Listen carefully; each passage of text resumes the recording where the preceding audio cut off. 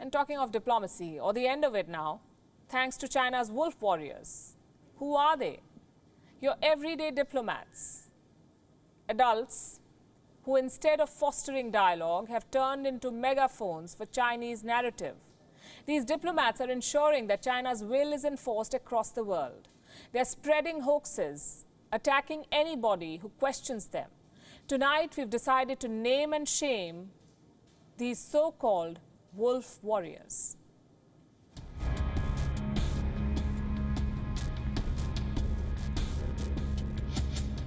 They are abrasive. They are combative.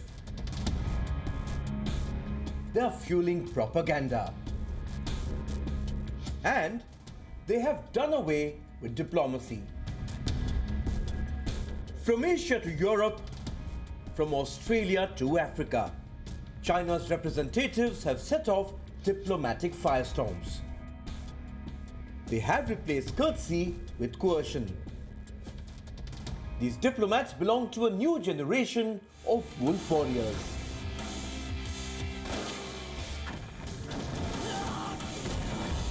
They have been named after patriotic blockbuster films in China. Films which show Chinese commandos killing the bad guys with bare hands.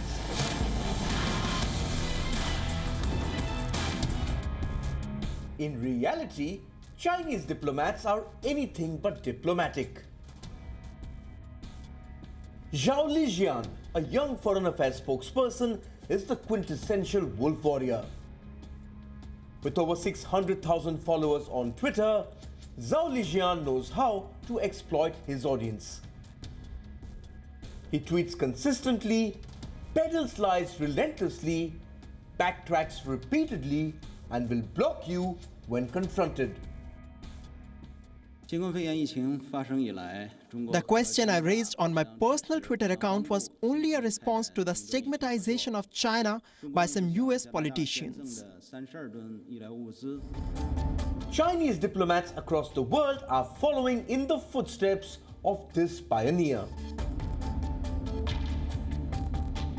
Zhao Liu is the Chinese Consul General to Kolkata, a lesser-known face who recently made headlines for his outspokenness. Zhao Liu once called the coronavirus a bad cold. When confronted, he threatened to eradicate a Twitter user just like the coronavirus. Zhao Liu's colleagues in New Delhi are slightly more subtle. Ji Rong is the spokesperson of the Chinese embassy in India. On good days, Ji Rong lectures the Indian media to course correct and adhere to the One China principle. On bad days, she goes beyond the scope of diplomatic ambit and calls India's complaints ridiculous and eyeball-catching nonsense. This is nothing compared to the broader worldwide offensive. Cheng Jingye is China's ambassador to Australia. He likes to think of himself as an enforcer of the dragon's will. He follows boycott diplomacy. Cheng Jingye threatened Australia with an all-out boycott for demanding a probe into the coronavirus. From wine to beef, he wanted Chinese citizens to boycott everything Australian until the Australian government trembled and obeyed. In the United Kingdom, China's wolf warrior is Ma Hui. He is number 3 at the Chinese embassy in London. Ironically, his Twitter ID includes the World War Horse. Ma Hui lives up to this self-given title. This diplomat once described US leaders as despicable and wanted all of China to fight back their so-called stupidity. These were just some examples. A growing number of Chinese diplomats are increasingly taking to social media platforms. They fume at every question aimed at China's secrecy. They abuse every time their country is accused of mismanagement. And they threaten every time China's narrative is ripped apart.